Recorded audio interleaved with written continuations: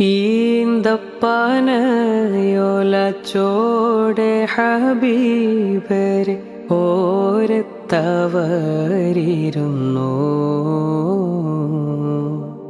ജീവിതം നബിയോരിലും നൽകി കരം പിടിച്ചേ നടന്നു. ചുടുമണലിൽ വിലപിച്ചു ഹബീബരെ സവിധമിലവരണയും അകമുണരും അനുഭൂതി നുകർന്ന് റസൂലരെ അവരറിയും. സത്യവിളക്ക് മരത്തണലോരം സൊഫയൊരുക്കിയ വെൺമുകില് സൽമൊഴി മുത്തുകൾ കോർത്ത ഹദീസുകൾ നെഞ്ചിലെഴുതിയ സ്വഹബ് അനുപമ താരസമാനർ സാത്വികരെ